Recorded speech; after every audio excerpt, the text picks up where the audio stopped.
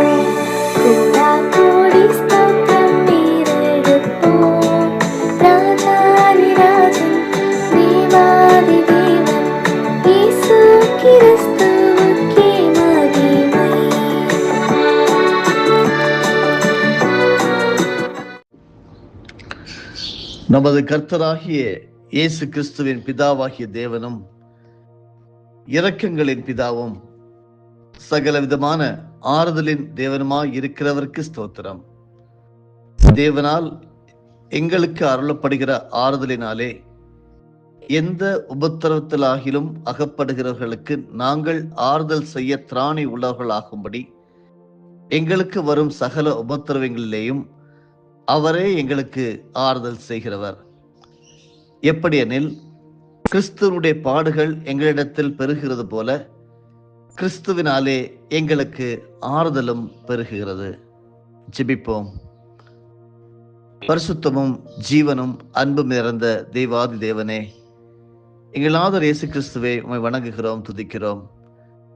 காலைதோறும் உம்முடைய புதிய கிருபையால் எங்களை தேற்றுகிறவராக இருக்கிறவரை நன்றி செலுத்துகிறோம்.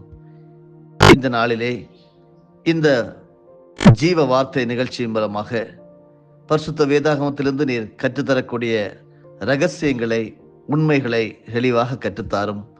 கற்றுக்கொண்டு போதிக்கிறவர்களாக ராஜ்யத்திற்கு உறுதுணையாக இருக்க உதவி செய்யும். தாழ்த்துகிறோம், நீர் மகிமைப்படும். இயேசு இரட்சகர் மூலமே ஜெபிக்கிறேன் பிதாவே, ஆமேன். தினம் ஒரு சத்திய வார்த்தை. இந்த நாள் தியானத்தின் தலைப்பு எலியாவின் தேவன் எங்கே? ஆதார வசனம் 2 ராஜாக்கள் 2வது அதிகாரம் வசனம் 14.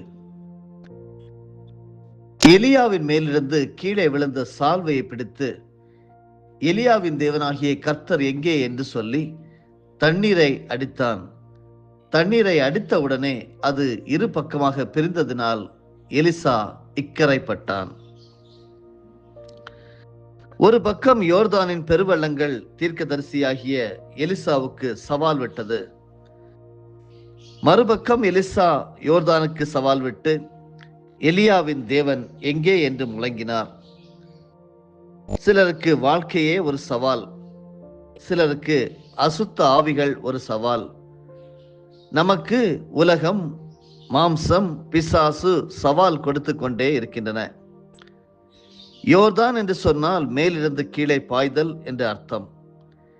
யோர்தான் நதி எர்மோன் மலையிலே உற்பத்தியாகி கீழே சவக்கடலை நோக்கி வேகமாய் பாய்ந்து வருகிறது. அறுப்பு காலம் முடியும் மட்டும் யோர்தானில் பெருவெள்ளம் கரை புரண்டு ஓடும். யோர்தான் நதியை வேத பண்டிதர்கள் பாடுகளுக்கும் துன்பங்களுக்கும் துயரங்களுக்கும் ஒப்பிடுகிறார்கள். சிலர் அதை மரண நதி என்று அழைப்பார்கள்.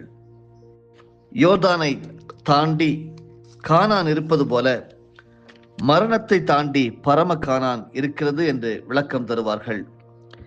இப்பொழுது எலியா தன் ஊழியத்தை முடித்துவிட்டு மேலே எடுத்துக்கொள்ளப்பட்டார்.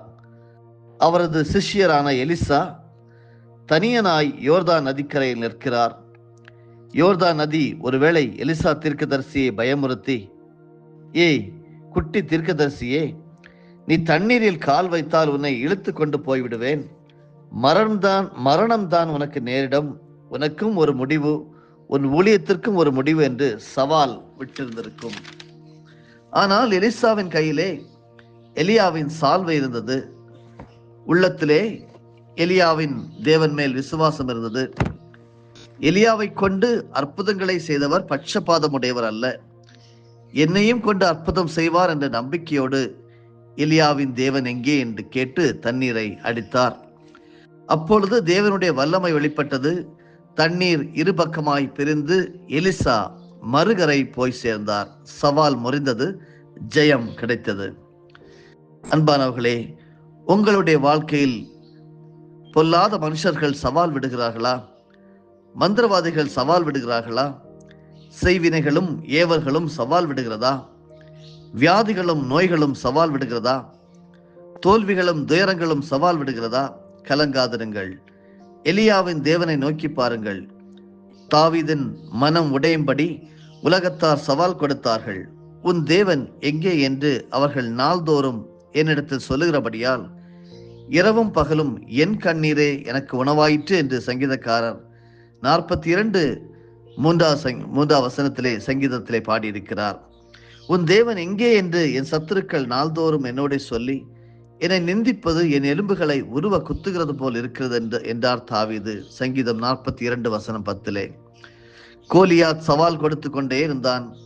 தேவனுக்கு விரோதமாகவும் தேவனுடைய ஜனங்களாகிய இஸ்ரவேலருக்கு விரோதமாகவும் ஏறக்குறைய 40 நாட்கள் தொடர்ந்து நிந்தித்து கொண்டே இருந்தான்.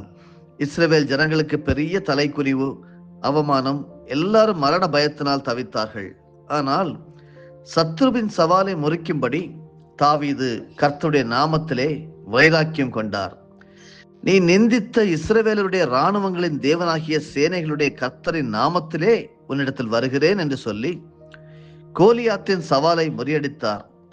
சவால் விட்ட கோலியாத் தாவீதுக்கு முன்பாக முகம் குப்புற விழுந்து பணிவது போல விழுந்து ஜீவனை விட்டான். 1 சாமுவேல் 17:45 படிக்கிறோம். என் அன்பிற்கினியவர்களே, நீங்கள் கர்த்தருக்கென்று வைராக்கியமாய் எழும்புவீர்களானால் கர்த்தரும் உங்களுக்காக யுத்தம் செய்யும்படி வைராக்கியம் உள்ளவராக எழுந்து நிற்பார்.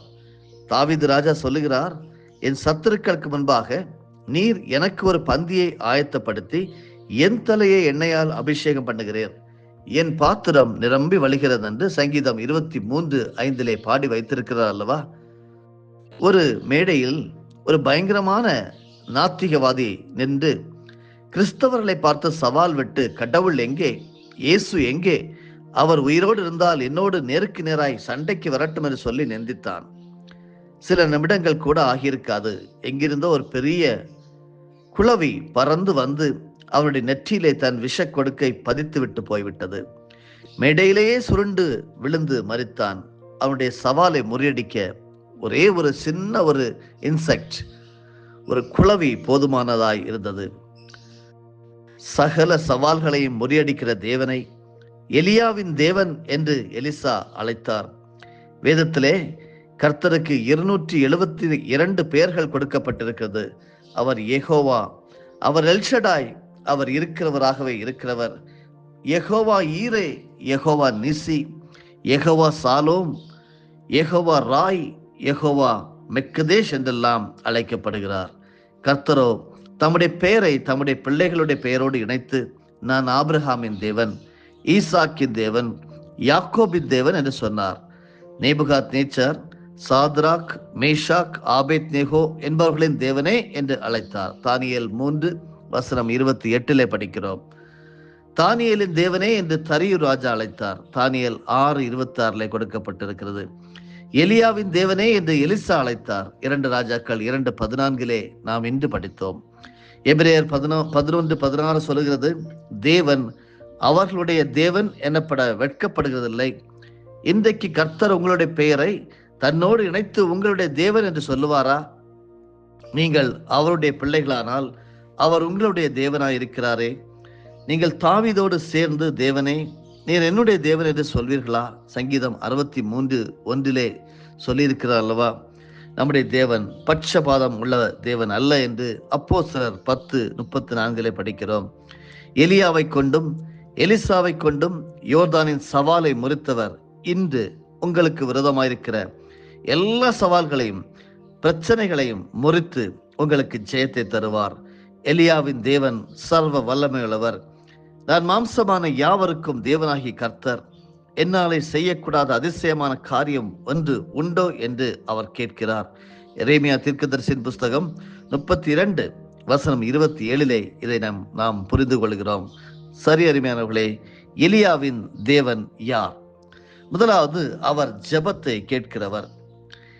1 ராஜாக்கள் 17:1 கீலேயாத்தின் குடிகளிலே திஸ்பியனாகிய எலியா ஆகாபை நோக்கி, என் வாக்கின்படியே அன்றி இந்த வருஷங்களிலே பனியும் மழையும் பெய்யாதிருக்கும் என்று இஸ்ரவேலின் தேவனாகிய கர்த்தருக்கு முன்பாக நிற்கிற நான் அவருடைய ஜீவனை கொண்டு சொல்லுகிறேன் என்றான். எலியாவின் தேவன் யார்? அவர் ஜெபத்தை கேட்கிறவர். ஆகாப் ராஜாவுக்கு முன்பாக பயமில்லாமல் தைரியமாய் எலியா நின்று, என்னுடைய வார்த்தையின்படியே மழையும் பனியும் பெய்யாதிருக்கும் என்று சவால் விட்டு சொன்னார். காரணம், எலியா தேவனுக்கு முன்பாக நிற்கிறவராயிருந்தார். அவர் தேவனுக்கு முன்பாக நின்றபடியால் இயற்கை அவருக்கு கீழ்ப்படிந்தது. எலியாவின் மேன்மையெல்லாம், நான் கர்த்தருக்கு முன்பாக நிற்கிறவன், ஜெபத்திலும் விண்ணப்பத்திலும் நிற்கிறவன், கர்த்தருடைய வல்லமையினாலும் மகிமையினாலும் என்னை நிரப்பிக் கொண்டவன் என்பதே ஆகும். தேவனுடைய பிள்ளைகளே, சர்வ வல்லமையுள்ள தேவனுக்கு முன்பாக நிற்பீர்களானால் மழையும் பனியும் உங்களுடைய கட்டளைகளுக்கு நிச்சயமாகவே கீழ்ப்படியும். யோசுவாவின் கட்டளைக்கு சூரியனும் சந்திரனும் கீழ்ப்படியவில்லையா? சூரியனே நீ கிபியோன் மேலும், சந்திரனே நீ ஆயலோன் பள்ளத்தாக்கின் மேலும் தரித்து நெல்லுங்கள் என்று சொன்ன போது அப்படியே நின்றதல்லவா? யோசுவா 10:12 இதற்கு அத்தாட்சி இருக்கிறது. நீங்கள் தேவனுடைய பிள்ளைகளாக இருப்பீர்கள் என்றால் நிச்சயமாகவே உங்கள் ஜெபத்திற்கு பதில் உண்டு. ஆம் என்றும் ஆமேன் என்றும் கர்த்தர் மறு உத்தரவு அருளி செய்வார். நாம் பிள்ளைகளானால் சுதந்திரரும் ஆமே, தேவனுடைய சுதந்திரரும் கிறிஸ்துவுக்கு உடன் சுதந்திரரும் ஆமே என்று ரோமர் 8:17 படிக்கிறோம் அல்லவா?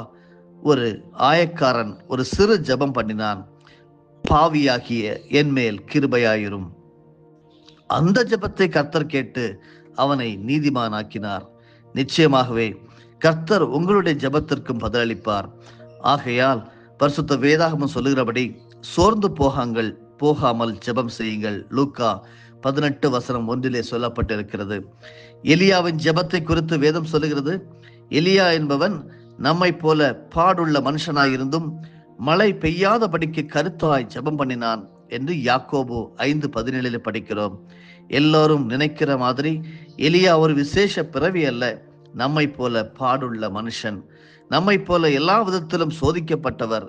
எசபேலின் பயமுறுத்தலை கண்டு சூறை செடியின் கீழ் ஒளிந்து கொண்டவர் தான் அந்த எலியா. ஆனால் எலியா ஜெபிக்க ஆரம்பித்து விட்டாலோ கருத்தாய் ஜெபிக்கிறவர், பதில் கிடைக்கும் வரையிலும் போராடி ஜெபிக்கிறவர். அவர் ஜெபம் பண்ணின போது வானம் அடைக்கப்பட்டு விட்டது. மீண்டும் 3.5 ஆண்டுகளுக்கு பிறகு ஜெபம் பண்ணின போது வானம் திறந்தது. கர்த்தர் பெருமழையை அனுப்பினார். ஆகவே எலியாவின் தேவன் எங்கே என்று சவால் விட்டு ஜெபியுங்கள். உங்கள் ஒவ்வொரு ஜெபத்திற்கும் கர்த்தர் ஆம் என்றும் ஆமேன் என்றும் பதில் தந்தருள்வார். அடுத்ததாக பார்த்தோம் என்றால், எலியாவின் தேவன் யார் என்றால் அற்புதமாய் போஷிக்கிறவர். எலியாவின் தேவன் யார்? அவர் அற்புதமாய் உங்களையும் என்னையும் வாழ்நாள் முழுவதும் போஷிக்கிறவர்.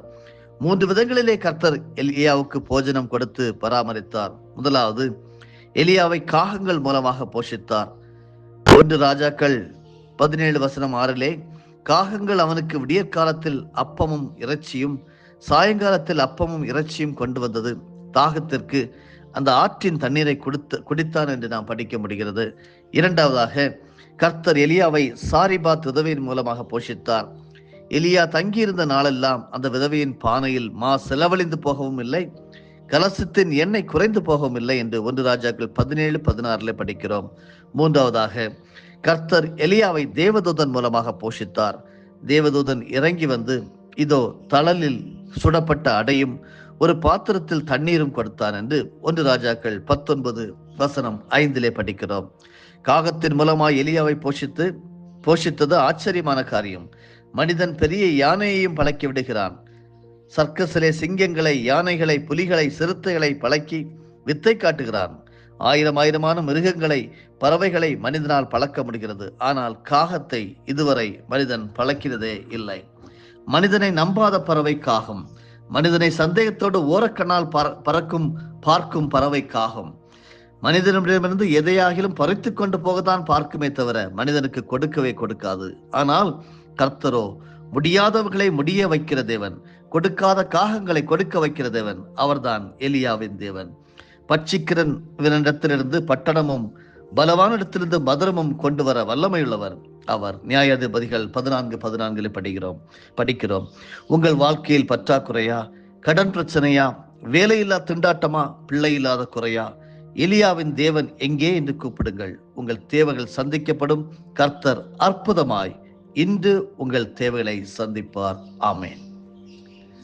அன்பு நேசரே, நீர் விளம்பி தந்த கருத்துள்ள இந்த காரியங்கள் பரிசுத்த வேதாகமத்திலே எங்களை உயிர்ப்பிக்கிறது, உற்சாகப்படுத்துகிறது, நம்பிக்கை ஊட்டுகிறது, விசுவாசத்தை பெருக செய்திருக்கிறது.